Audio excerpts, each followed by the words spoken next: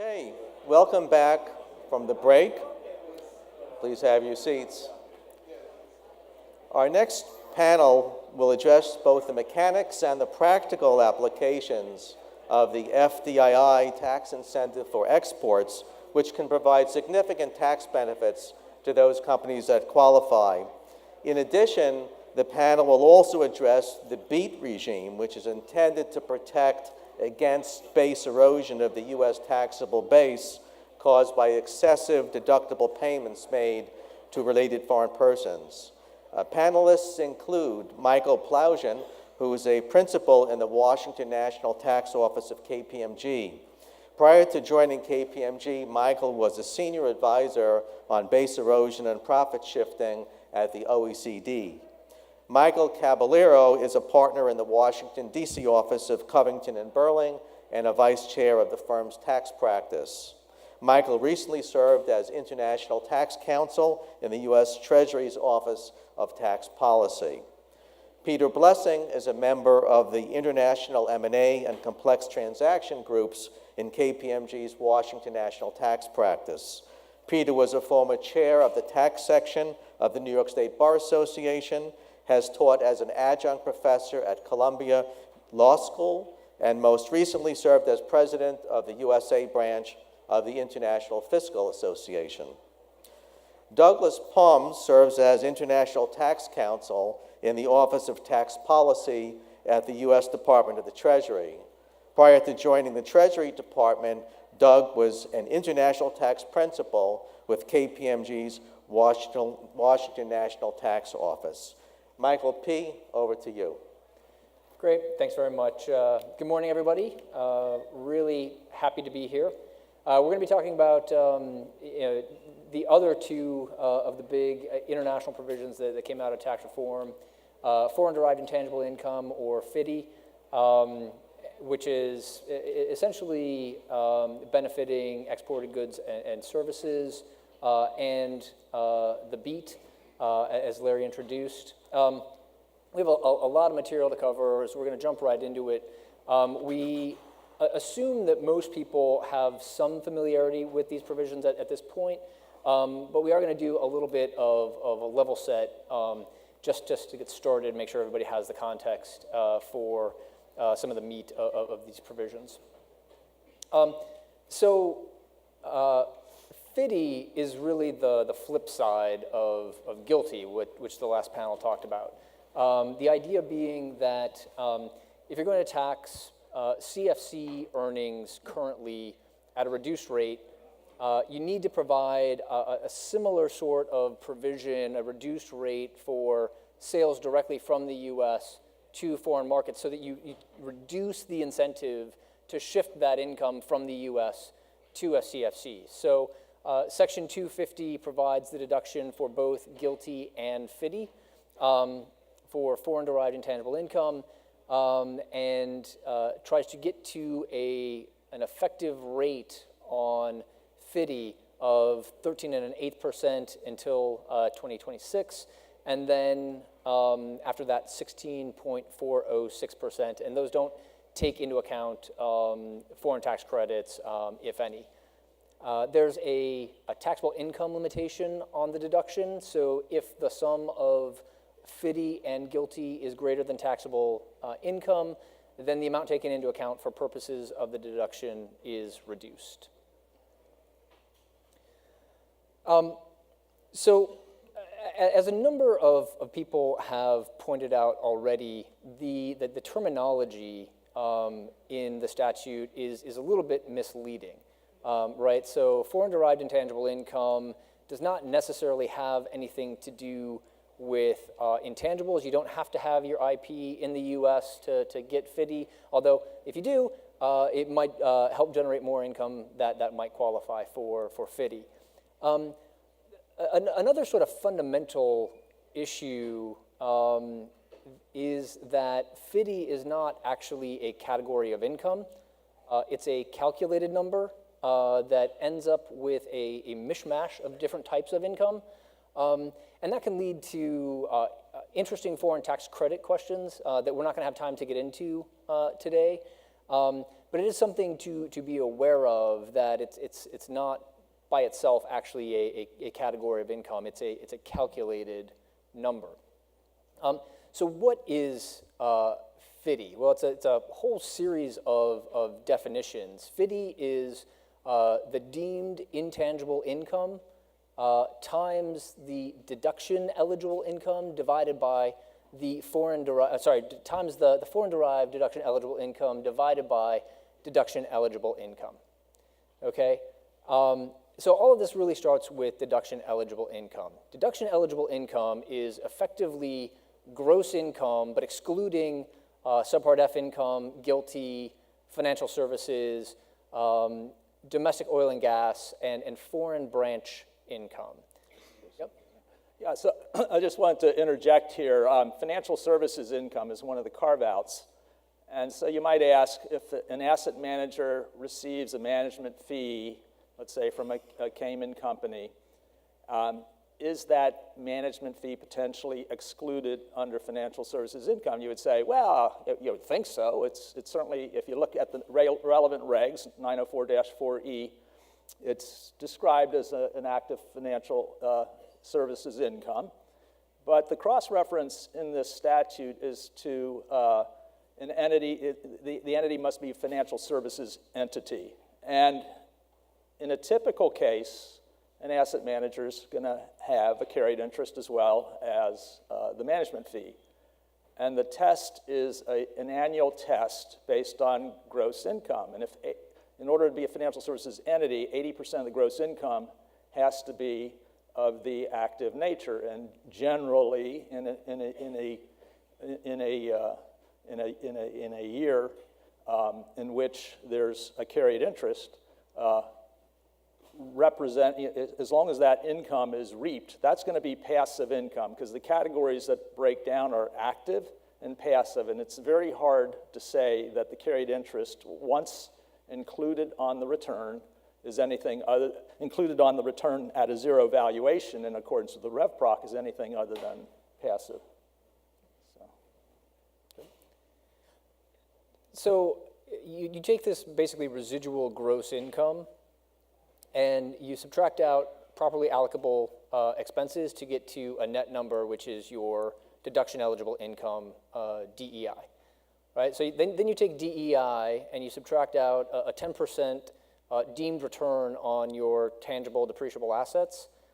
Same concept as in GILTI. It's the QBI concept. Now, as we note on the slides here, there's a different consequence in FDII for QBI than there is for GILTI. So in GILTI, QBI is good, right? It results in exempt income. The deemed return on QBI results in exempt income from a U.S. tax perspective. For FDII, what QBI does here, based on the formula, is it reduces your FDII and therefore increases the amount of income that's subject to tax at the full 21% rate. So QBI in the U.S.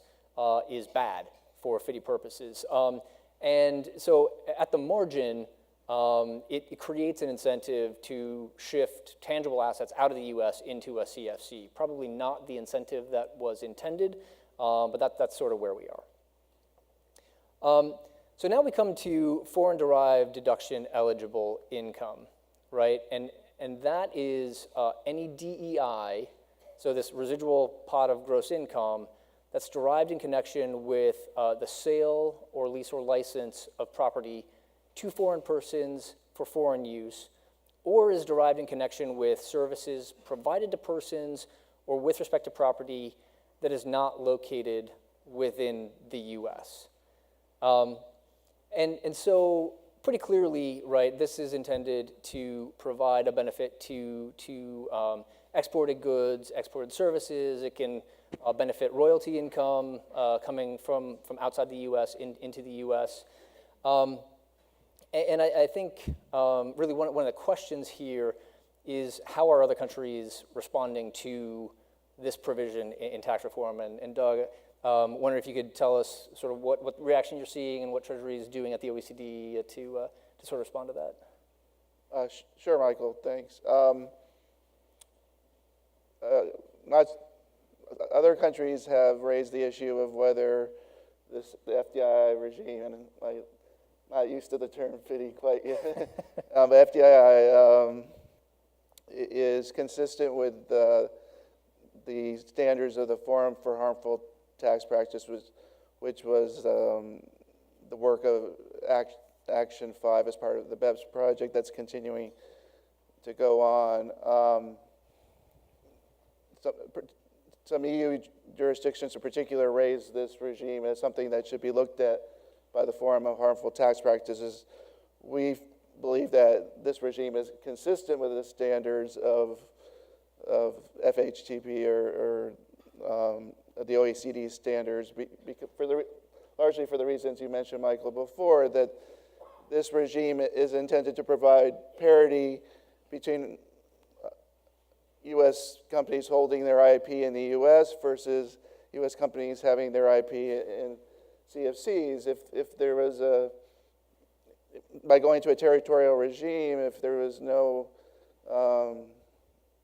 special rule like FDII, then there would be an incentive clearly to hold IP through CFCs and earn a lower rate on that income. And this regime attempts to neutralize that consideration, so taxpayers would be neutral between where they hold their IP and hopefully hold it in the U.S. Great. So you'll notice a theme throughout our presentation on FDII, that there are a number of terms in the statute that are not explained. And this is sort of where we started to dive into some of those questions. So FDDEI is essentially income that's derived in connection with sales to foreign persons for foreign use, right? Foreign persons, relatively straightforward. There's a bunch of guidance already as to what that means.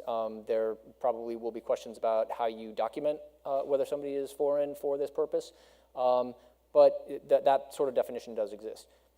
Foreign use is kind of defined in the statute as any use, consumption, or disposition that is not within the United States.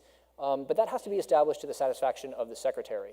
And clearly not spelled out in the statute what that means and what the standard for establishing that to the satisfaction of the Secretary is going to be. The other interesting thing, right, is that with respect to services, it's for services provided to persons or with respect to property not located within the United States.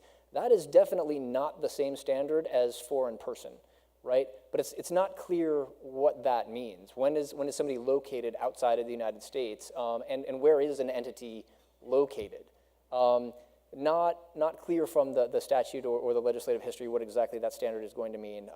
So Doug, I assume that those are questions that Treasury and IRS are looking at. Can you give us a sense of sort of when we might expect to see guidance? Are we going to see notices as you resolve open questions, or should we expect to wait until you have like a comprehensive set of proposed regs, or what's the plan? Sure. For FDII, we are working on a comprehensive package that we intend to put out at the end of the year, and it will take the form of proposed regulations. So everyone will have a chance to comment on it, but most likely be Reliance proposed regs, so they would have the option of relying on them as well.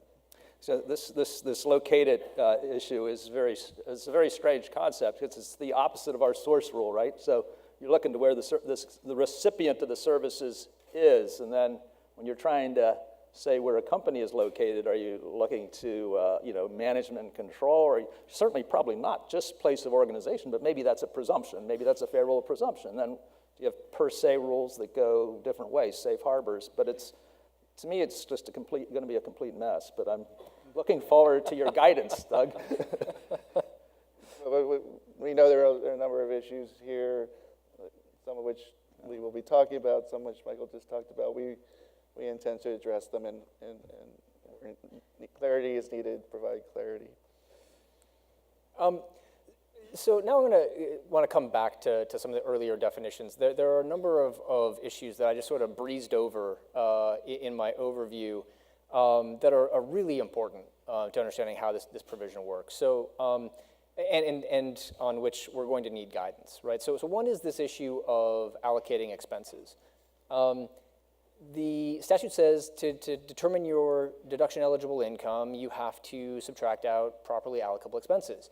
And then there's no guidance as to how to properly allocate expenses.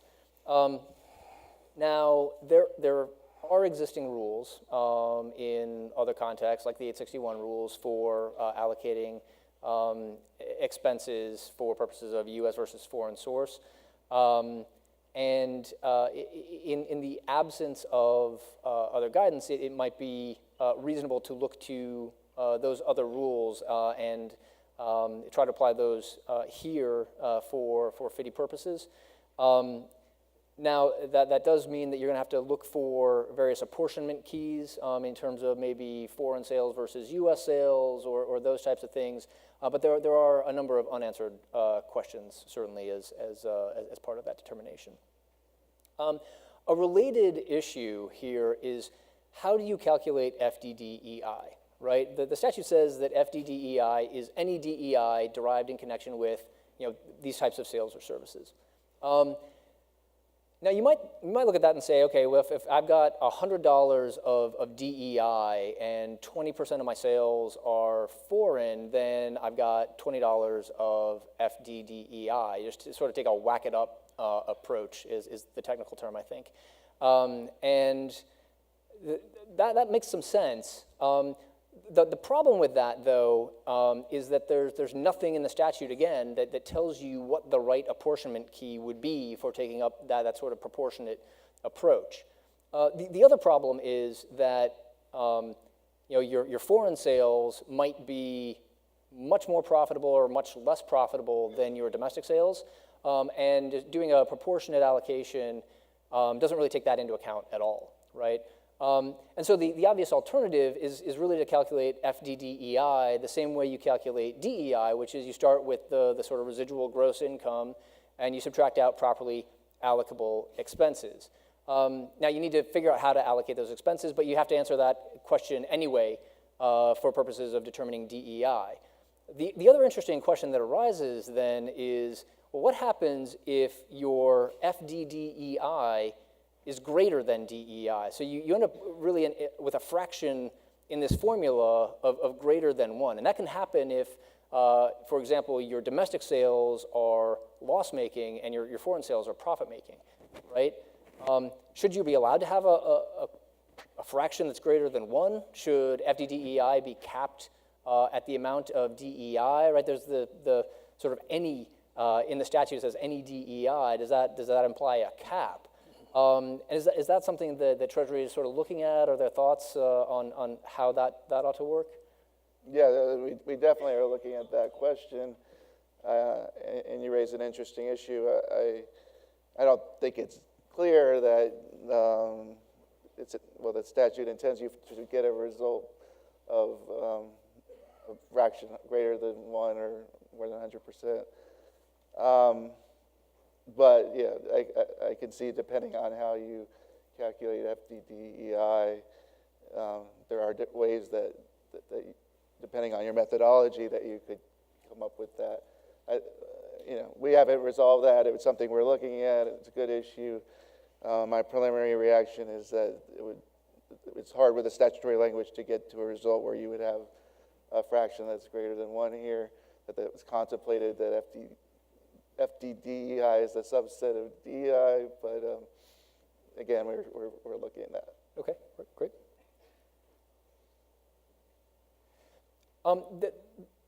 The other set of issues that we wanted to sort of touch on here as we level set toward the end of our allotted time for FDII is what the statute calls intermediary transactions, right? And so if you sell property to an unrelated U.S. person for further manufacture in the U.S., that does not qualify as FDDEI, even if that property is then sold for a foreign use. Maybe a bigger set of issues has to do with related party transactions. So if U.S. entity sells to related foreign entity property, that transaction is not going to qualify for FDDEI unless such property is ultimately sold or leased or licensed by a related party or used by the related party for the provision of services to an unrelated foreign person for foreign use. And we'll go through an example that shows how that kind of works. So again, basically the foreign related person has to on-sell the property or use that for sales to foreign persons.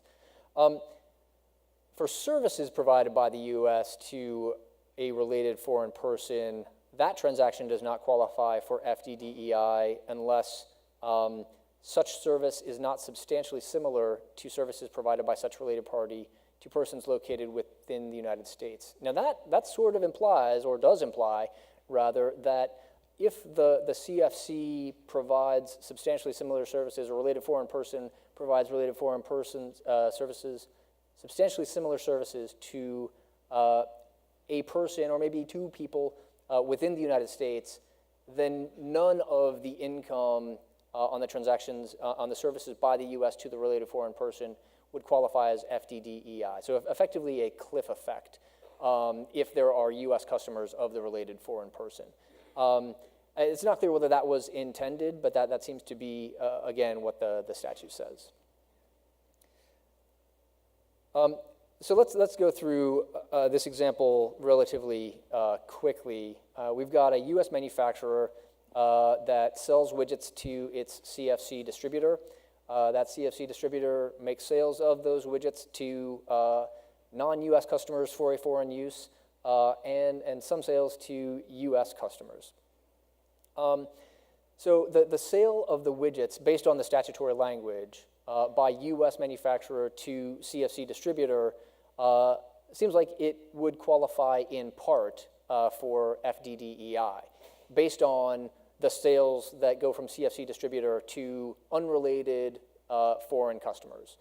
The portion that's attributable to sales to U.S. customers under the statutory language would not qualify for FDDEI. But again, we're looking at the income between U.S. manufacturer and CFC distributor as being the FDDEI. The CFC itself does not earn FDDEI. That's at the U.S. level.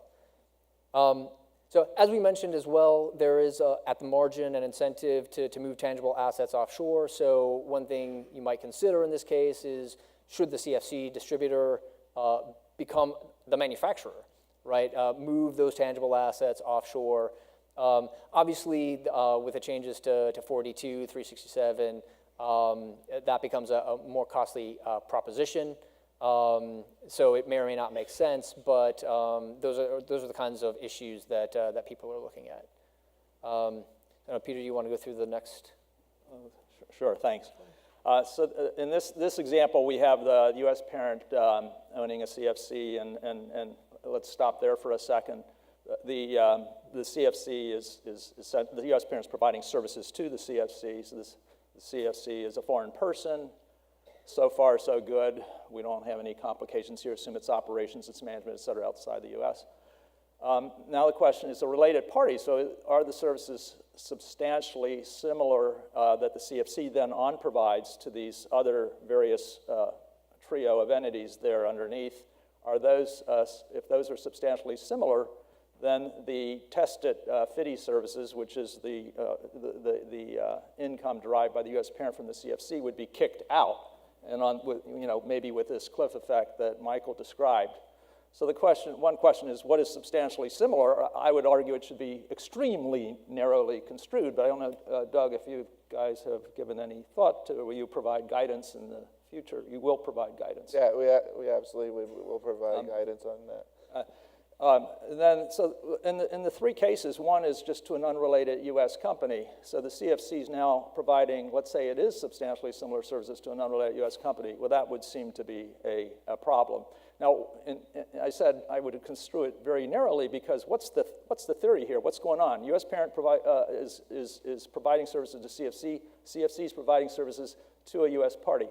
The statute seems to be saying, well, U.S. parent should have just provided those directly to the U.S. party. They're in the same country. Why is the CFC in there? It's basically telling you your CFC should not be in the marketplace in the U.S. Now, the other two examples, though, are unrelated foreign companies, one with a lot of subs, one with just unrelated customers. Now, those parties, the example says, may benefit from the services. I would say that's not a problem because the statute says provide services to the person. And unless in the, in the sub example, those subs are parties to the contract, they're not, the services aren't being provided to them, and I don't think the fact that they indirectly benefit should matter. And Doug's shaking his head, yes. I understand that you're saying something we are thinking about, and Okay. we haven't reached any view on what substantially similar means, but we will provide that in guidance. Good. Okay, one last example under FDII, and to me this is in some ways a really interesting example and a little bit of microcosm of the larger statute.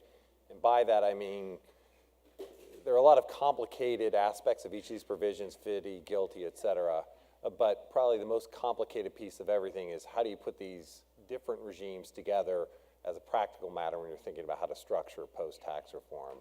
And this is just an example, a very straightforward example with a foreign branch. We have a U.S. parent who has a foreign DE that is selling widgets to non-U.S. customers. As a result of selling, it is paying a royalty to a member of the U.S. group. Because it's a DRE, that effectively has become a payment from the U.S. parent to the U.S. subsidiary, raising the question of, is that going to qualify for FDII? Clearly we have foreign sales, and some of that comes down to this question. FDII, because it's focused on activity in the U.S., does not include income that arises from a branch. And so query here whether this royalty paid by U.S. parent to U.S. sub is really attributed down to the branch. Part of why I think that becomes an interesting question as well is what is defined as a branch for purposes of FDII is also defined as a branch for purposes of the new foreign tax credit basket that is limited to branch income. And so depending on where you're at as a taxpayer, you may actually have a preference for the government when it gets around to putting out guidance on these kinds of questions to have that royalty be treated as part of the branch, because that'll create some capacity in the branch basket. It might allow you to take some foreign tax credits, even though it might end up being taxed at a higher rate. And there will be a lot of people out there in excess credit position, and if you're able to create capacity, that effectively becomes exempt, which is a lot better than 13%. So this intersection and these kinds of payments, I mean, you're going to have the first cut questions of how do I even know what sales and what income belongs in the DRE, but then these kind of intercompany payments that are regarded but involve disregarded entities are going to put even more pressure on this. And again, I don't know, Doug, if there's anything you want to add on this or other than it's on the long list, unfortunately. Yeah, it certainly is, and I think an important piece of the guidance is defining what a branch is for these purposes, and this, I think this is a really interesting fact pattern to raise because it shows how it is a complicated question what income is attributable to the branch. Yep. And this is one, you'll see this with dividends, interest, other types of intercompany items. All right, and with that, You might say that, looking at that picture, you might say that the sub is receiving a royalty from a branch, that it's not income of the branch, but we do have look-through rules that you might say it is eroding the income of the branch, and so under the look-through concept we use in some other places, you could certainly say it's income of the branch once you get by the allocation to the branch. I think you'd be looking to the books and records of the DRE out of due respect for the foreign country's taxation rights as to what income is attributable to the branch, much like the DCL rules and so forth. But I do think you would take into account payments even if they're disregarded for allocating to the branch, unlike the DCL and 987 rules. okay, and with that, we will jump to BEAT, and I will try to go through some of the background quickly in light of time, and other than noting at the outset that this is another place where the acronym or the name doesn't necessarily capture what the tax may in fact be doing. The name is Base Erosion Anti-Abuse Tax. And so a lot of the focus has been, is this directed at just intercompany payments? And if I'm not doing something that's really eroding the base, should I have a problem? And the answer is you might very well have a problem. And the other part of this is, of course, even though that's its name, it is very much structured and, in fact, is an alternative minimum tax. And it's, in my mind, those are two distinctly different things that have been put together in the same kind of regime. And it creates some really hard questions I think the government's going to be facing, because if you don't know where the tax is supposed to be headed, it's kind of hard to know where the guidance should come out on some of this stuff. But just quickly to go through some of the background, there's two pieces to it. It's basically focused primarily, as noted, on payments to related persons. I'd pause for a second and just note, related person there is very broad. It is a 25% relationship or related within the concept of 482, which is both potentially broader and also a relatively amorphous definition that does not lend itself to easy answers here.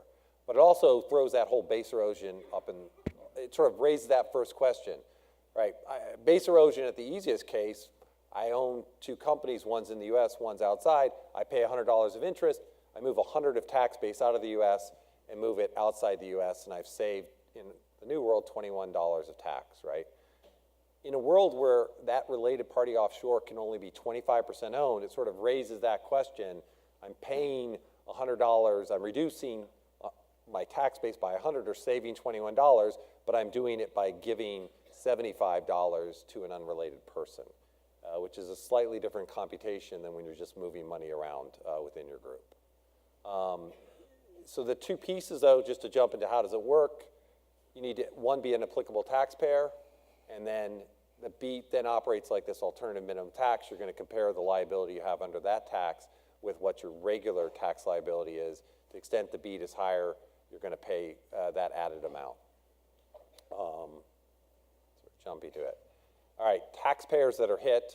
The good news is for smaller taxpayers, you're out of this, but unfortunately, small doesn't apply to an awful lot of people. First, you need to be a corporation. RICs, REITs, S-Corps are out. They don't have to worry about it. Two, you have to have gross receipts of 500 million, and there's some rules about how you compute all that. And third, and this is probably the most important, especially for large multinationals and such, is you have to have a base erosion percentage that we'll get into a little bit more of at least 3%. And that's really getting at, are your deductible payments, 3% or more of those deductible payments, bad or base eroding payments? And because of the implications of the BEAT, which can be quite significant, especially for US multinationals, that's a line that if you can get anywhere near 3%, you have to do everything in the world to make sure you stay on the right side of the line. With the interesting problem that obviously things change, people get audited, 2 years later, people may disagree, and if you thought you were at 2.99, it could turn out that you may have a bad answer in the future. Aggregation rules, again, this is just basically trying to get at applying the BEAT across groups. Importantly, they apply to determine if you're an applicable taxpayer, the $500 million rule and such, as well as figuring out your base erosion percentage. Basically, it takes a control group approach under 1563. It also pulls in foreign corporations. When you pull in foreign corporations, you're only pulling in ECI. So when you're doing the $500 million test, you look at all of your US income that's subject to tax and just the ECI of your foreign companies. One of the first issues that comes up and presents a lot of at least uncertainty is, who are we actually paying to, and what does it mean to be a related foreign person? Partnerships present that question sort of squarely, and the three examples that are on there are just some of the partnership issues. If you look at the left box, we've got a U.S. partnership that's owned by two U.S. people. If it makes a payment out, do we treat the partnership as kind of its own entity? We look up to the actual partners, and the partners, they're the ones who are getting the deduction. Seems relatively straightforward, although the statute's not clear, but the government may be issuing guidance to address that kind of question. We will, yeah. Yes. The second side of that, though, is who did you pay it to? And obviously, you pay to a partnership. It is itself a U.S. person, and there are a number of rules that even though it's a pass-through, it's treated as a U.S. person. But obviously, if you pay it to a foreign person that's completely owned by U.S. owners, should that be a base eroding payment? Similarly, if you take that approach, which would hurt taxpayers, you could help them out, because if you make a payment to a U.S. partnership that's wholly owned by foreign partners, you would avoid these rules. And so these are just some of the questions that float out there in the partnership space, and which guidance is obviously forthcoming. Base erosion percentage, I don't want to spend too much time on this, but at a high level, it is really important. You're obviously going to take your base erosion tax benefit, which is this concept of what are bad payments, and divide it by all of your deductions for the year. They do carve a few things out that are noteworthy: NOLs, the 245A participation exemption, the deductions for FDII and GILTI. I don't want to spend time on it, but I would note, to the extent people are going to be playing that 3% line as closely as possible, figuring out what's in the numerator is important. Figuring out what's in the denominator is equally important, and there are a lot of questions that sort of float around and exactly what deductions are going to go into that. So what are the bad payments or the base eroding payments in this new tax? Basically, it's an amount paid or accrued, which is a statutory term, and I don't think it means it's one or the other. There's a lot of law on this that it means if you're cash basis, it's what you paid. If you're accrual, it's what you've accrued. But you pay to a foreign related person. Importantly, and we cannot spend too much time on this, but COGS are out. Anything that you pay for cost of goods sold are out. And as we know, there are a lot of things that are capitalized into costs of goods sold. There is a rule for interest where it's a very important stacking rule. If you lose deductions under new 163J, even though presumably those deductions are disallowed out of a concern that you have base eroding payments to related parties, when it comes around to figuring out what deductions were disallowed for purposes of BEAT, the first deductions that are disallowed are ones to unrelated persons. So you have the opposite of the stacking rule, and arguably one that seems at odds with the purposes of the provision, but it does mean 163J and its interest disallowance. It does not help you under BEAT. And then we put out a notice recently, notice 2018-28, that addressed the carryover, 163 carryover in this issue, and how the stacking rule applies to the carryover.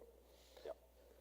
It is, and again, part of why I note this is it's another place where, for the government trying to figure out where do I want to go with this as a matter of issuing guidance, getting behind what the statute's trying to do, I think is particularly challenging with this provision.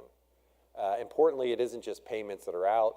If you acquire property from a related person, then as you amortize or depreciate that over time, that's also going to present a similar problem. It's going to be a base eroding payment. Let's just jump ahead. All right, base eroding payment exceptions. This one, probably most importantly, services, payments to a related party for services are base eroding payments, but there's a very important exception to the extent the services are within the services cost method safe harbor under the 482 regs. Those are excluded. This is a very interesting topic because of the way the statute's been drafted, and there's some legislative history. I don't know if, Michael, you want to jump in on this? Yeah, so the issue is that the statute says that an amount is excluded from being a base erosion payment if it's paid or accrued for services that meet most of the criteria to be priced under the services cost method under 482, and the amount constitutes the total services cost, which is a regulatorily defined term under 482, with no markup component, right? And so the debate has been, if there is a markup in the charge on the services over total services cost, does that mean just the markup does not qualify for this exception, or does it mean that the whole payment for all of the services does not qualify for the exception? And I think a lot of advisors have come to the view that only the markup component ought to be excluded from this exception if there is a markup based on the language of the statute. Don't really have time to go into the full arguments here, but there is certainly a contrary view and certainly question about what Treasury and the IRS will do in guidance. I know Doug is aware of this issue. I don't think I'm going to ask him to weigh in on it, but it is certainly an issue that the taxpayers have to grapple with in terms of something that could be a very important exception, depending on how guidance comes out. Okay, thanks. So we got just a couple more slides, and then we'll get into some of the policy questions and maybe some of the planning. So go sort of quickly here. Structurally, the base erosion tax it's an addition to the regular tax, and you're adding in an amount that's called this base erosion minimum tax amount, which is the minimum tax aspect that, at least nomenclaturally, the minimum tax aspect that Michael on my right was referring to. And here I just want to, so you can see in the calculation you've got your 10% of modified taxable income, and we'll get to that on the very next slides. Just leave that for a second. Modified taxable income basically is adding back the bad payments, and then you're subtracting 21% of your the regular tax rate of your taxable income, but with some adjustments for credits. So here I want to focus on those adjustments for credits. And essentially, you get by adding back the credits, you reduce your BEAT tax liability because you're increasing the amount against which the regular tax is subtracted, or you're decreasing the amount. You're increasing the regular tax amount. So here, what is not added back is notably foreign tax credits. What is added back is R&D credits and 80% of certain Section 38 credits, but not the foreign tax credits. And so you pause and think, that's a pretty harsh regime for foreign tax credits. Professor Dan Shaviro of NYU has not been keen on allowing foreign tax credits as a policy matter and argues for a deduction of those expenses. But here, there's not even a deduction. So as we'll see an example, it goes right to the bottom line. Now that may be, you might question, is that a treaty violation? Because while our treaties generally do refer back to US tax law for foreign tax credit purposes, they don't refer to sort of arbitrary disallowances of foreign taxes, one might argue, foreign tax credits, one might argue. Now, I said modified taxable income, we'd come to that. Modified taxable income basically is taxable income minus or adding in, rather, the base erosion payments and adding in the base erosion percent of the NOL deduction. One question here is, and I don't know if Doug is going to have a view on this, but when you start with taxable income, are you already taking into account these add backs? Because if you do take into account, and the statute literally says taxable income determined without regard to these things, if you do add them back, you may have a higher tax base, or you will have a higher tax base for things like the 163J limitation and the 80% NOL haircut, and you could effectively have a lower taxable income. And I don't know if you have a reaction to that, but. I think that's an excellent point, Peter. I think that it illustrates the importance of how the new international provisions are going to work together and how important it is for us to think about how they work together. And that is one of the reasons some of this guidance is being going to come out later in the year, so we have a chance to think of how all these provisions work together. But I take your point about how you read the statute. Right. So then I'll skip the very next point and then go to this question of what year do you take into account for the base erosion percentage for determining the NOL add back. So the NOL carry forward was in a prior year, and it had its own, it may or may not have been attributable to base erosion payments. The current year will have almost certainly a different percentage than the prior year. And so you're sort of doing an apples and oranges thing. But the statute does seem to say you use the current year's percent, and maybe I'll leave it at that unless, Doug, you want to have a? No, I mean, you teed the issue up perfectly, and I think, and it's obviously something we will address, and we're thinking of it, and again, your reading, seeing on a preliminary basis seems to make sense, but we're thinking it through. Okay, so here's an example where we're showing basically 4 payments. One is a payment of interest and a service fee, the service fee being SCM eligible by the U.S. group to the parent. We're also showing a payment of beatable service amounts to a CFC and royalties paid to an IP company owned by the U.S. parent, and also sales to third-party customers. So let's just, I think it's, without going into the, leave aside the assumptions, I'll touch on those a little bit as we just go through. I think it's useful to go through the calculation. So we're first figuring out what deductions are. We're first looking at the threshold, the 3% threshold. Are we more than 3%? So that numerator is showing 45, 70, and 10. Now what is that? The 45 is our 50 interest payment, but we had 5% disallowed under 163J. So there's a 45 goes in the numerator there.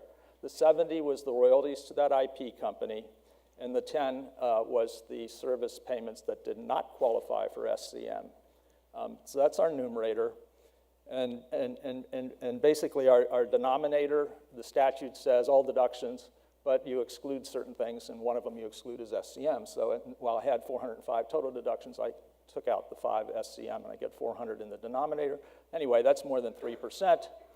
Now, we're basically BEAT is an add-on tax, so let's see what we're comparing it to. We're comparing it to our deemed regular tax liability. So the next line is basically saying we had 100 million taxable income, 21% of that is 21 million, and then we do that funny adjustment for the credits. So we had 5 credits total. Of those, three were R&D credits, so we add those back, but 2 were, let's say they were foreign tax credits for the moment. Those reduce it. So we end up with a 19 million instead of 21 million comparator for our BEAT calculation. Then the basic bad payment BEAT determination is this modified taxable income. So we start with our 100 million taxable income, and we add that, the 45, the 70, and the 10, or 125, we get 225. Fine. So now we're taking 10% of that minus our deemed regular tax liability, so 10% of the 225 minus the 19. And so we have 3.5 of add back. So when you think about that, of that 3.5, 2 of that was what I was referring to as foreign tax credits. So you're essentially paying BEAT tax on your foreign tax credits. And that's the ultimate, one of the ultimate problems we have here. And Michael, why don't you start to take us through some of the tax policy issues? Sure. One question, and there are many, and again, this gets to structurally, where were they going with this and what does that mean, is manufacturers here are treated substantially more favorably than service providers and financial institutions. This exception for COGS that's in the statute provides just a very significant disparity between the two, and for everyone who's out there thinking about what to do, a real opportunity to either be planning in or even just reevaluating, for example, what have you been capitalizing to cost of goods sold, something that never mattered before in a lot of instances, but is a very real issue today. I don't know if there's anything people want to jump in on. This one is probably the most troubling, as Peter just highlighted. Why are foreign tax credits disfavored credits? When you step back, at least in my mind, obviously this is a base erosion tax. You're worried about, at the starting point, you would have thought foreign multinationals and their presence in the U.S., and presumably you also are more generally worried about U.S. multinationals moving stuff offshore. But actual foreign tax credits for activity offshore that's coming back, I'm not clear why that's there, but it can be enormously painful, because in Peter's example where there were $2 of foreign tax credits fall off the table, in those same numbers, that taxpayer could have had 200 million of foreign tax credits and otherwise looked identical, and the BEAT would impose 202 million of burden on that taxpayer. I mean, it's pretty staggering, the impact of this, and which, going all the way back to what was said before, why that 3% threshold, if you're anywhere near it, you have to stay below 3%. It just becomes critical. Or 2% if you're a financial institution. Or 2% if financial, which is, 3% is hard, 2% is, may well be impossible. Why are payments treated as ECI by ECI branches? This is an important question.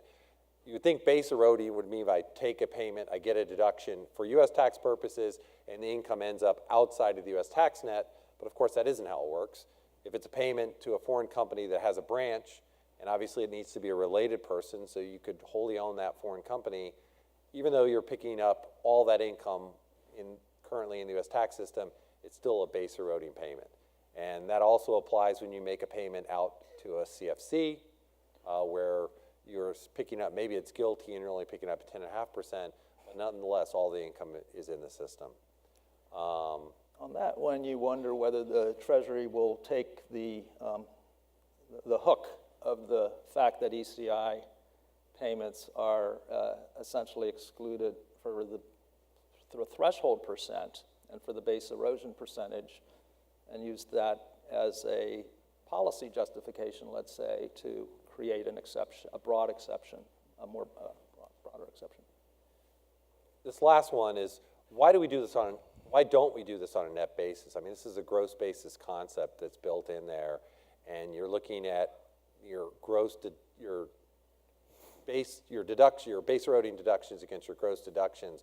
There are a number of situations where you have offsetting amounts, and no real guidance yet, and the statute doesn't seem to allow for much of netting, and so you can get very strange results.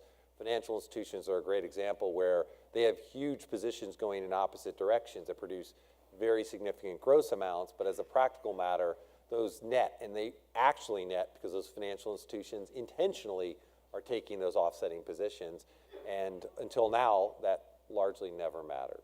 So. And I'll observe that, I mean, in the denominator of the base erosion percentage, you might want something to be gross versus net where it would normally. So we've been receiving comments depending on the context, whether you should use gross or net.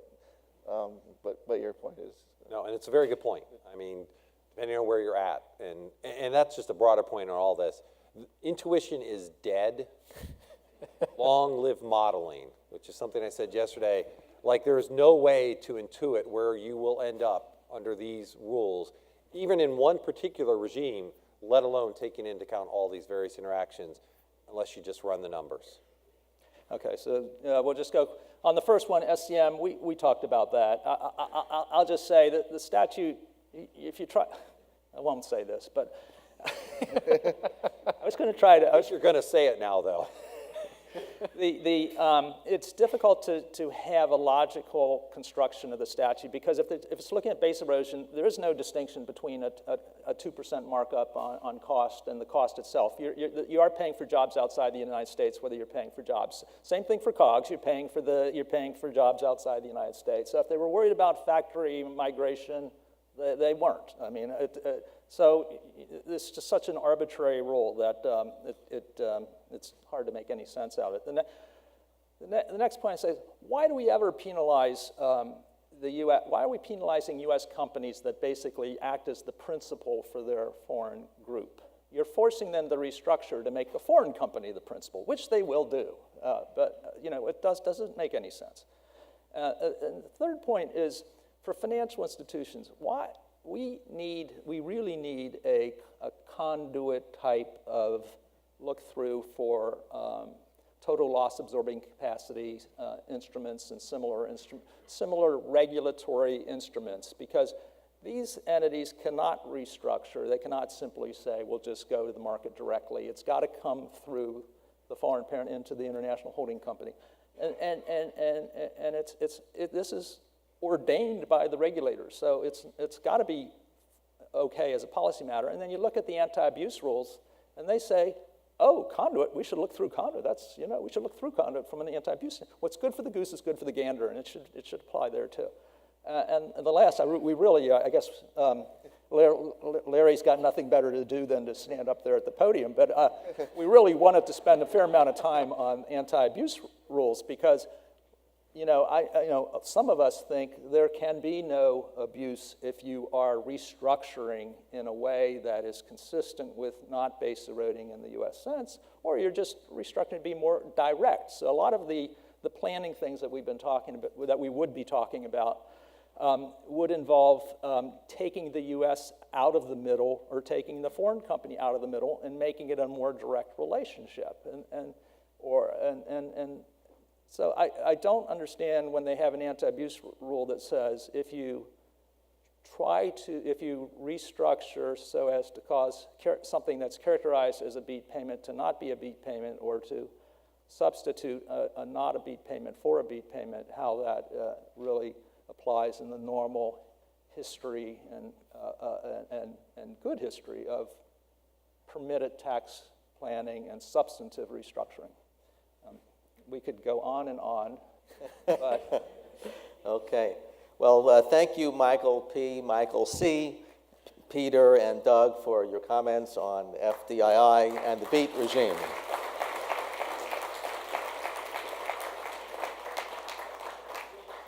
A pivotal question some of you may be asking is whether the FDI and the BEAT provisions are here to stay.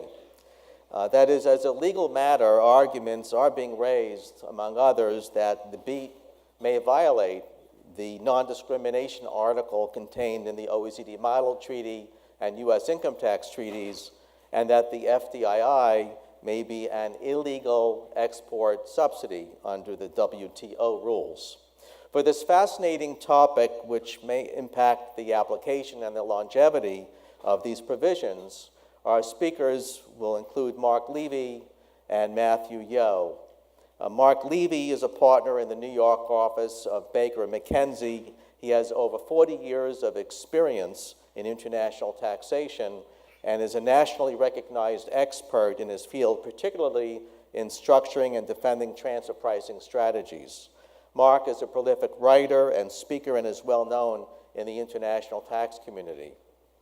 Matthew Yo is a partner in Steptoe and Johnson's Washington, D.C. office, where he advises clients on matters arising under agreements of the World Trade Organization. He is among a small number of lawyers in private practice who appear on behalf of member governments in WTO dispute settlement proceedings, and he has litigated a wide range of issues relating to the interpretation and application of the WTO agreements. So, gentlemen, are the provisions here to stay?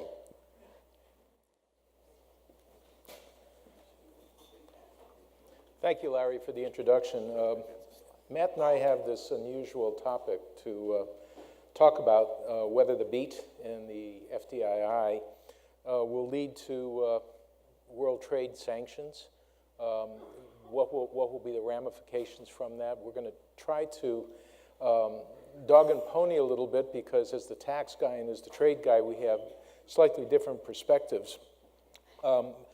Starting off is whether the Tax Act itself violates the WTO rules as whether BEAT can be seen as imposing a hidden tariff or creating an export subsidy, as well as violating Articles 24 and 29 of the U.S. Model Treaty.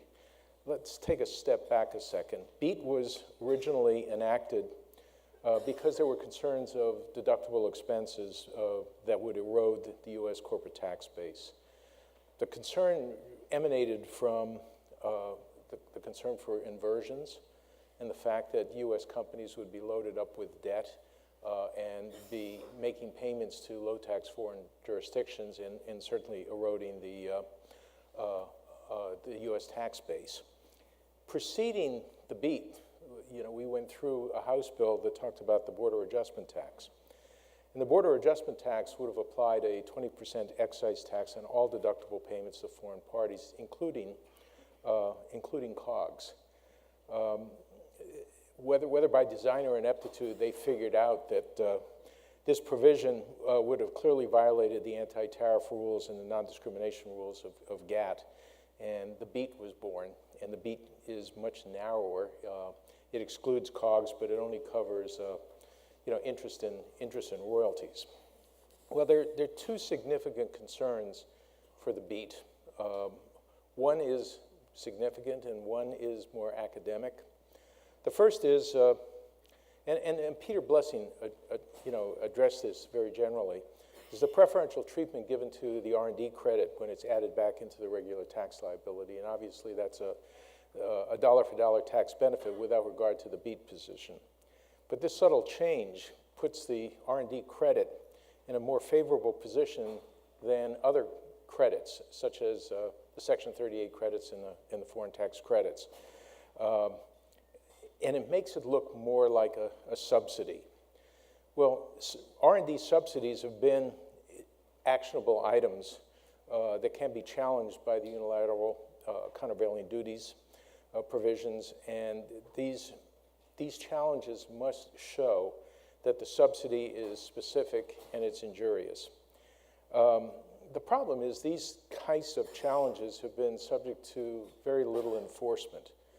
But there is some view that these incentives linked with FDII and the GILTI could create a potential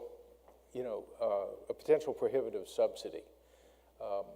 I think this is an academic issue. I don't know, Matt, if you think that this would have any legs to go anywhere. To me, I think the export subsidy issue is really on the FDII side, primarily. I view, from a WTO perspective, I think the national treatment issue mostly pertains to the BEAT. Right. So I think that's how I would analyze it. Yeah, and the significant issue with the BEAT is whether the BEAT violates the provisions of the U.S. Model Treaty, and there are two provisions that are important. Article 29, which talks about the same circumstances test, which means parties of one country should be treated under the same circumstances as parties in another country. And where does this fall? The main issue is the discrimination provision under Article 24, which says that allowance of deductions under the same circumstances and provides that a company may not be subject to a tax more burdensome than a tax with similar situations. And here there's been some history. And the history starts off with, and it hasn't been a glorious history. It starts off with the branch profits rules. It then gets into the FERPTA provisions of 897. And then it also dealt with the earnings stripping rules of 163J. And the arguments that were made were rather flimsy, and they didn't really go anywhere. I mean, the 897 brought in 897I, which kind of ameliorated some of that issue. And the arguments on earnings stripping were really making comparisons to tax-exempt entities where you weren't really taking into income the expense that was being incurred in the U.S. jurisdiction, but that didn't necessarily reflect what was the traditional scenario for 163J to be applied. So the question is, what is the BEAT? Well, Peter talked about it as an alternative minimum tax. But as David mentioned, you have to read these things independently, and everybody has a different view of these. Some people look at the BEAT as an anti-abuse provision. Some jurisdictions have actually considered it an income tax where it might be subject to creditability. But effectively, it's an add-on tax, and I tend to agree with Peter Blessing. It's an add-on tax to taking the base erosion payments if they get over the 3% threshold. So does the BEAT discriminate? Does it put a foreign payee in the same situation or a different situation where U.S. payees would be? And I think not. So I do think that there is a fairly strong argument, for the BEAT, to be violating Articles 24 and Articles 29 of the U.S. Model Treaty. But the question is, so what? Will something really be done about that? I think it was mentioned before, and David, you mentioned it, that these issues may fall in line with the courts. There's the issue of first in time. Does first in time really apply here? It's very questionable, and listening to David's presentation, he would tend to think that it would not. But would the courts deal with this issue, and who's the aggrieved party, and where does the challenge take place? EU experts, and I know we have a panel of folks from the EU that will talk about the ramifications or the views of the American-U.S. tax reform in Europe, and I'm anxious to hear that. But EU experts, at least the ones that I have talked to, really believe that the BEAT is incompatible with the model treaty and the OECD treaty. And Pascal Saint-Amand at the OECD has given many speeches. He does give a lot of speeches.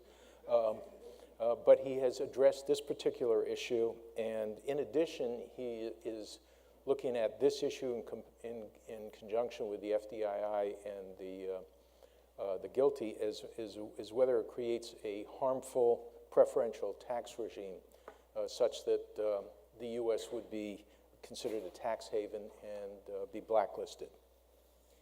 Now, let me just give you an introduction into the FDII because Matt is going to walk us through the WTO ramifications of that, but I think that's where the real meat lies in these challenges. Because we had a 21% corporate tax rate now, and because there's no longer tax on dividends from CFCs to U.S. parents, there was a concern that there would be a shifting of income from a U.S. parent to a CFC in a low tax jurisdiction. So the Tax Act addressed this problem through the 13.125% rate that would be created by the FDII deduction.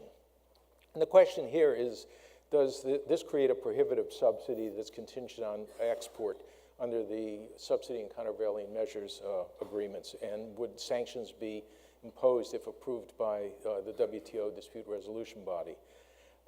Interestingly, there's a long history to these types of transactions. It goes back first in the 70s with discs, where 50% of the disc income was excluded from federal tax, and that was deemed to be a prohibitive subsidy. So in the 90s, we had foreign sales corps, and that was looked at, and that was a different animal, as you well know. Instead of having a domestic corporation, you had a foreign corporation, and what they did was legislatively treat some of the foreign sales corps' export foreign source income legislatively not to be effectively connected income. That was deemed to be a prohibitive subsidy. So the next thing that came in was the extraterritorial income regime, and that was declared to be a prohibitive subsidy back in 2004. And the Bush administration properly reacted to this with Section 199, which was the domestic manufacturing provision.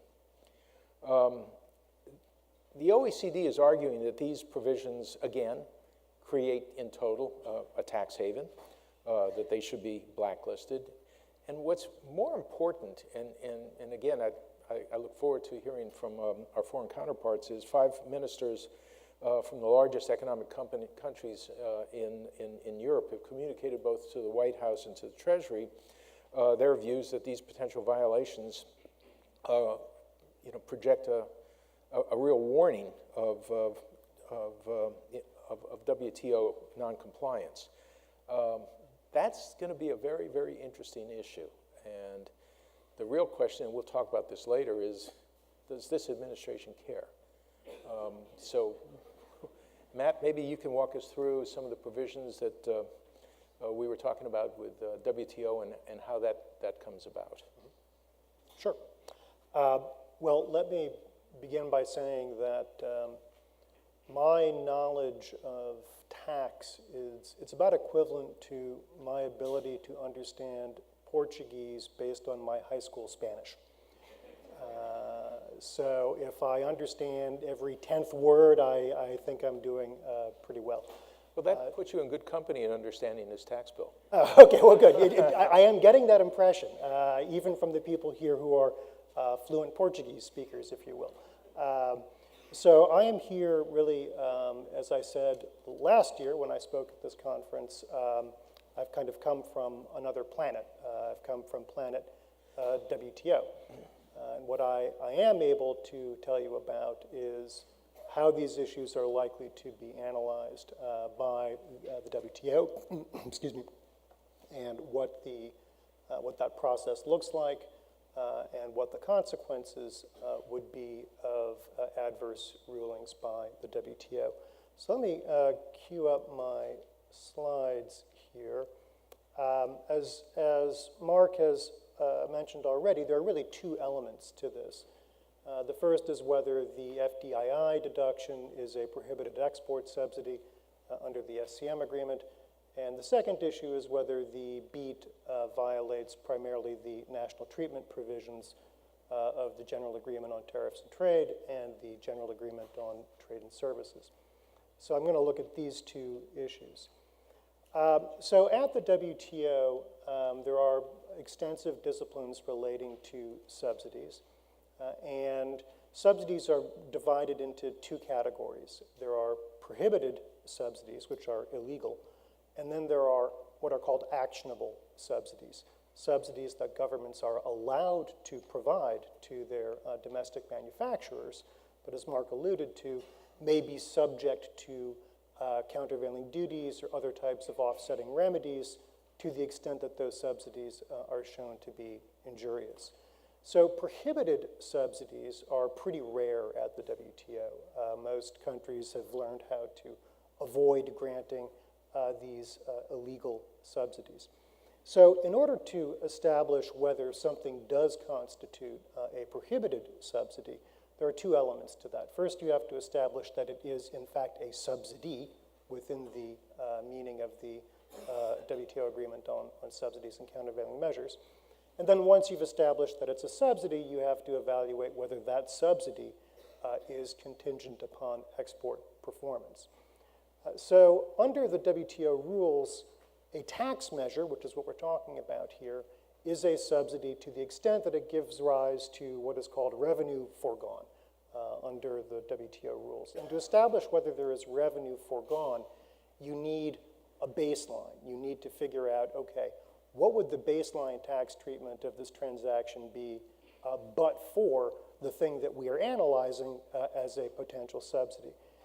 And here I think it is more likely than not that a WTO panel would compare the FDII effective tax rate of 13 1/8 with the corporate tax that would otherwise be due under a comparable domestic transaction.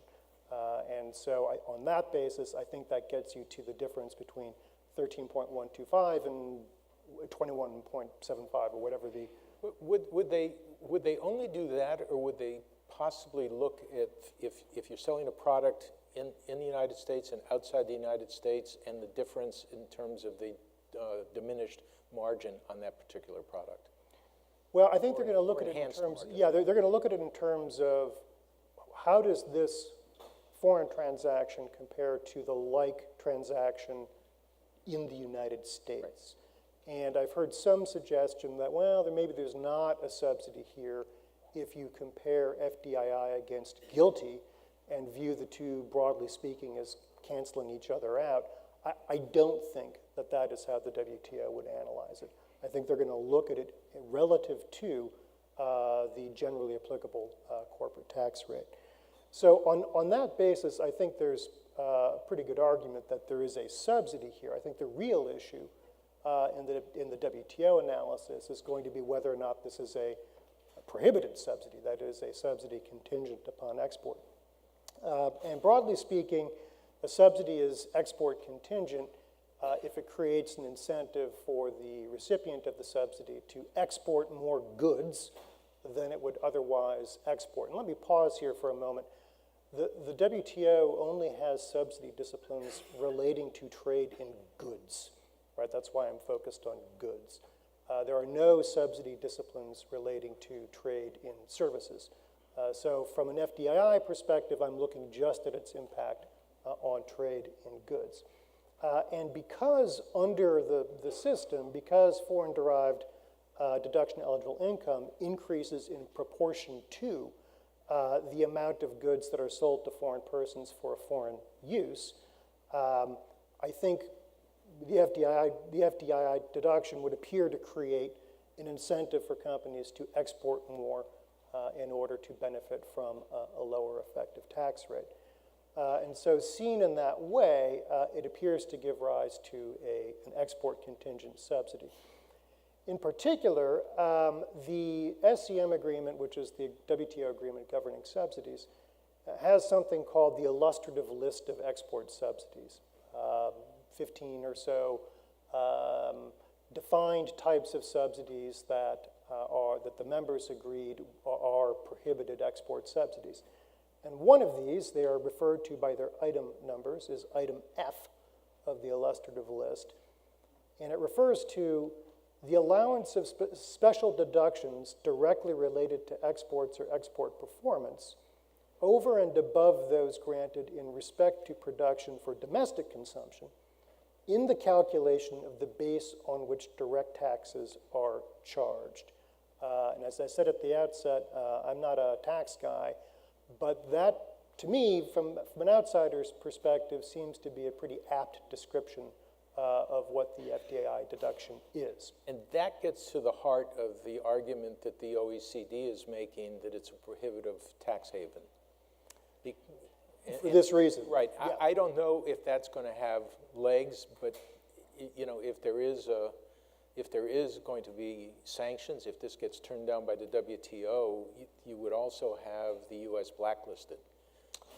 Well, and one interesting development in that regard is, what I understand from the tax press is that the EU is first pursuing this issue at the OECD before it turns to the WTO.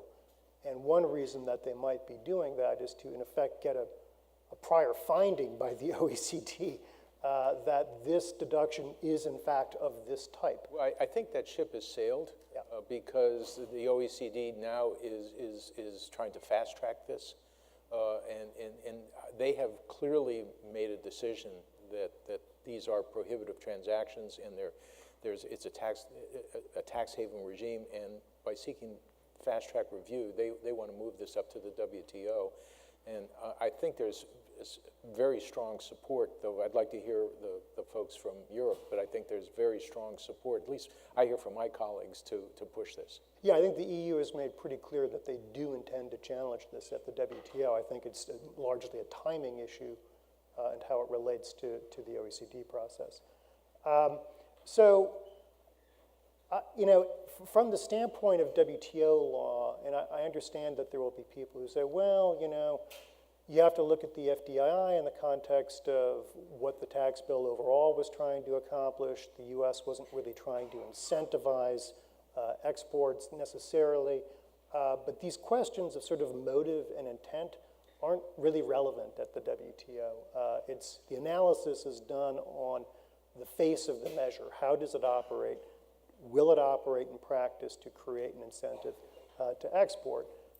And because, for the reasons I suggested earlier, I think it's pretty clear that it will, I think a panel is likely to find that the FDII deduction is a prohibited export subsidy. And as we were just saying, it appears that the EU is pursuing that track both at the OECD and later on at the WTO. I'll get back to what the consequences would be of that finding. So let's talk about the BEAT, and I think this is more complicated from a WTO perspective. So, as in tax treaties, both the WTO agreement relating to goods and the WTO agreement relating to services, they have a core principle of national treatment.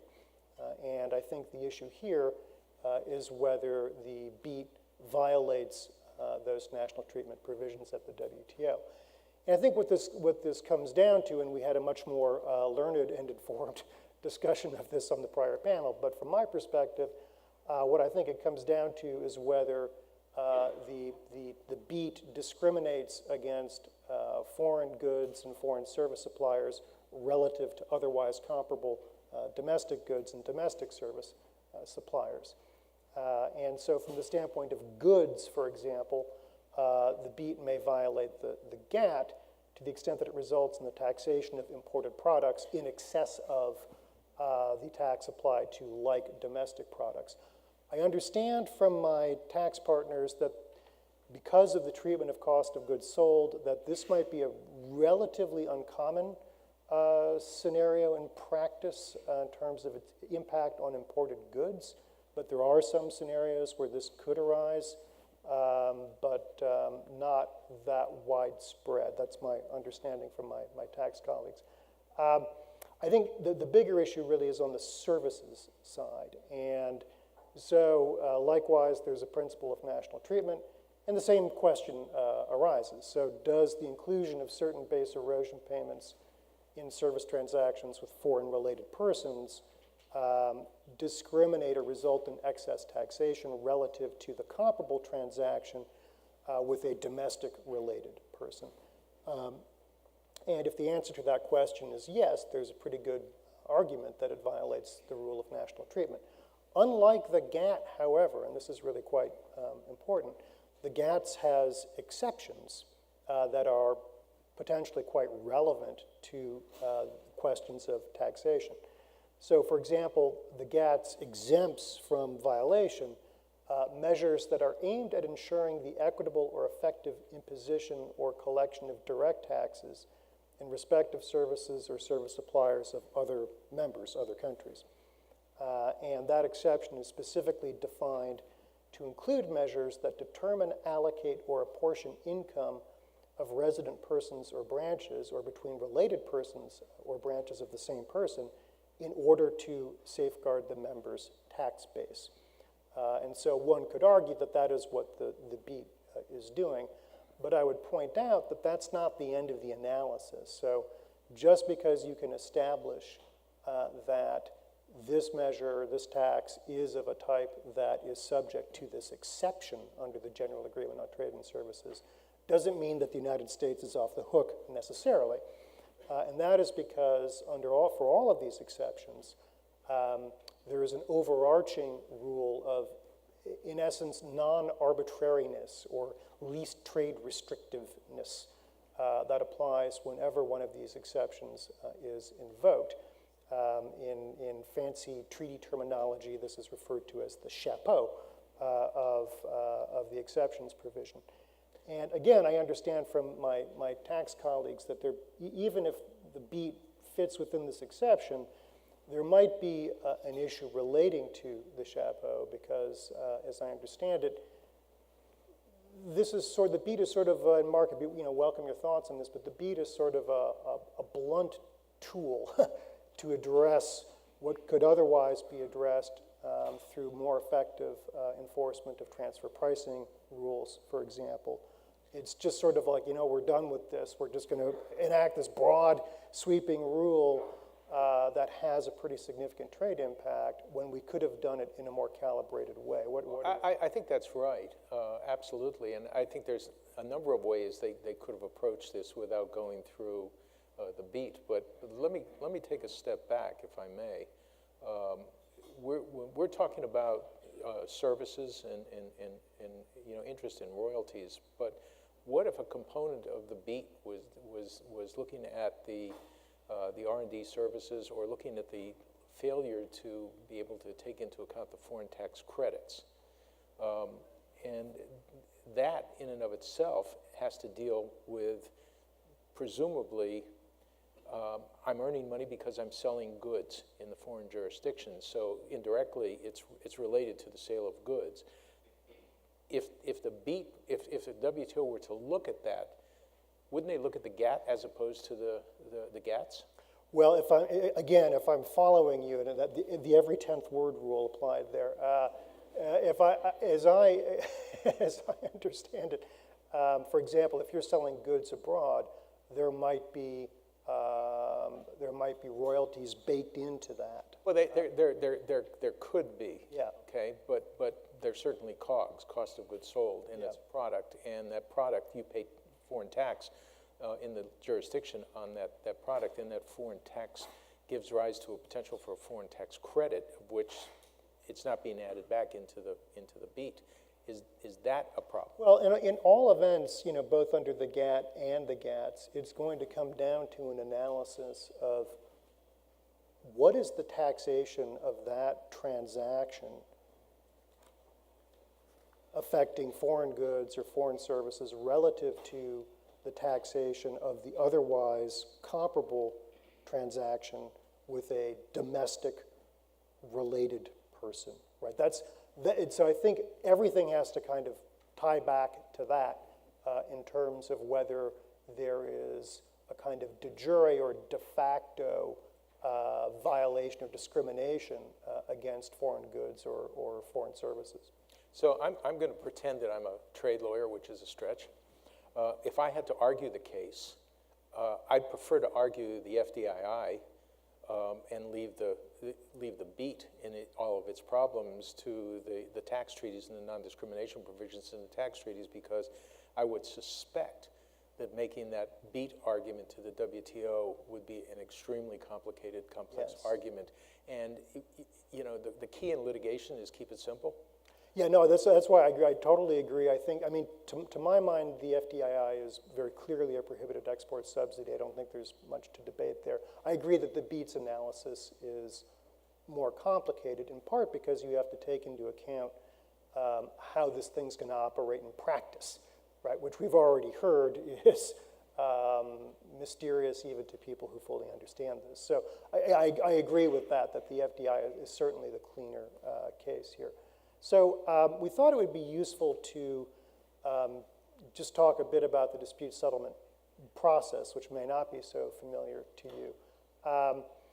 And it's different, quite a bit different from the way that these issues are analyzed under tax treaties and how those play out in practice. So I think this is worth reviewing. So disputes at the WTO are heard in the first instance by 3-member panels that are convened on an ad hoc basis. The panel reports can be appealed to the WTO's appellate body, which is sort of the Supreme Court of international trade. The panel stage takes it's running about 18 months to even 2 years at this point, and maybe add another year on for the appeal. And so, Mark, to your point earlier, what would the Trump administration do about this? The answer is that if and when this issue is adjudicated, the final resolution is going to be well after at least, dare I say, the first term of the Trump administration. I think you know what I'm saying. So, you know, it's not going to be a near-term issue for this administration. But back to your kind of overarching so what question, right? The answer is, somewhat surprisingly, that members usually comply with adverse WTO rulings by and large, right? That has been the history of... Yeah, but we live in a different time right now. We are living in a different time, exactly. And so if members do not comply, and we're seeing a lot of this going on, frankly, unilaterally outside of the rules-based trading system at the moment, but if members do not comply, then the complaining member, the winning member, is authorized by the WTO to retaliate against the United States in this case. And that amount of retaliation is determined by an arbitration process.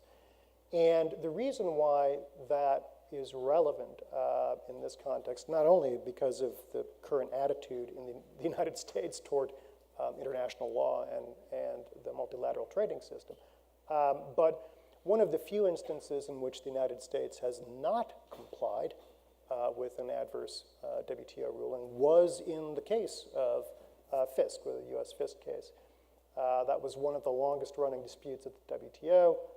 As Mark recounted, there were a series of decisions relating to different iterations of this provision, all of which were eventually found to be non-compliant.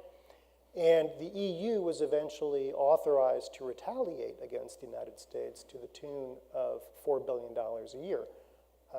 And that is what eventually, the EU never actually retaliated after receiving that authorization, because it was that event really that led to the ultimate resolution of this issue. So I could see something similar happening here, just it's going to be stretched out beyond this administration. I think the U.S. would likely lose a WTO challenge, and if it does not comply, then there would be probably significant retaliation authorized by the WTO. But the magnitude is much more significant. Discs and foreign sales corps were utilized by certain companies, not everybody. Here, you're basically gutting the international provisions of this tax bill.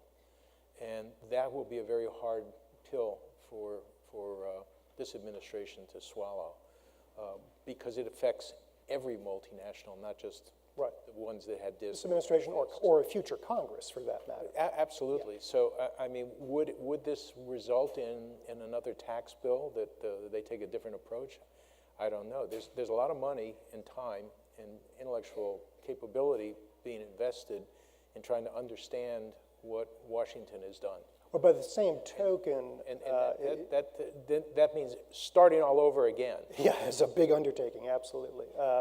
But no, I agree that, if you look back at the history of DISC and FISC and so on, those were more specialized provisions. But just intuitively, at least, it seems to me as well that the amount of the retaliation, the trade impact, if you will, of this act is going to be much greater Absolutely.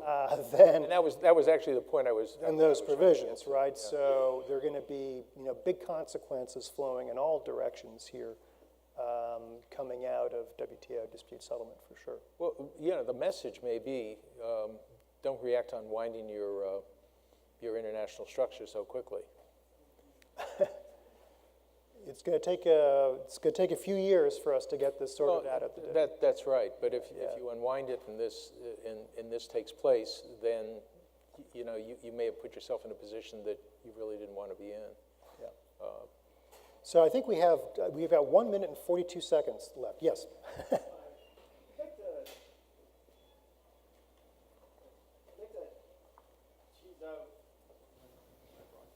I'd like to tease out, yes, your subsidy analysis. So you presented it as sort of a static, there's the export sale, how much revenue does it raise? If we did the similar sale domestically, how much revenue does it raise? And 13 1/8 is less than 21, so you lose. Is the corollary to that a dynamic analysis that went more into, oh, by the way, if we taxed exports at 21%, we would see U.S. base erosion, we would see the U.S. tax base kind of moving overseas, and ultimately we would collect less revenue. If we were able to economically demonstrate in a dynamic analysis that, we actually lose. It isn't the static, it's the dynamic that we should care about. Is the dynamic not relevant? Yeah, no, it's a very interesting question, and at least based on the current jurisprudence, the answer is it isn't relevant. And the reason, I agree with you, it's interesting, and maybe it should be relevant, right? But just in terms of how is the WTO likely to look at this, for purposes of subsidy analysis, they're really focused on, is there a benefit to this one company, right? What did they get, right? They're not looking at it from the standpoint of the U.S. fisc, right? Or what did the U.S. pay out, or what were the overall revenue impacts? It's, did this company get a tax incentive to export more than it otherwise would have? That's the analysis. Many of our trading partners have adopted patent box and innovation box regimes to encourage the retention of intellectual property and tangible assets in their home jurisdiction for exploitation. I assume those have been examined and not found violative of WTO rules. Is it possible to consider the FDII deduction analogous to that innovation box regime? I actually don't think they have. I'm not sure they have been analyzed at the WTO, and part of it relates to, remember, for purposes of subsidy analysis, it's all about trade in goods, right? And so I understand that there's a way to get from IP to goods, but it's complicated, right? Subsidy analysis is really about, putting money in a company's pocket. And so it's a more complicated analysis once you start blending IP into the inquiry. Yeah, but I think, David, too, the patent boxes are very specific. The GILTI and the FDII, the way they work, they capture so much more income than otherwise attributable to intangible income just because of the base that the GILTI focuses on. So I've heard the argument that, if the patent box is okay, why shouldn't the FDII be okay? I just don't. I think when you drill into it, I don't think they're I think they're apples and oranges. Are you getting the hook, Larry? Or are you? Okay, so thank you, Mark and Matthew, for that very interesting presentation on the legal aspects of whether these provisions are here to stay. Before we break for lunch, just a couple of administrative reminders. If you need evaluation forms for your CP or CLE, you can get them at the registration desk. And also, directly following the keynote speech this afternoon, there will be a debate session, which will be audience interactive. So if you would like to participate, please just pick up one of the handheld polling devices, which will be at the registration desk after lunch. Bon appetit.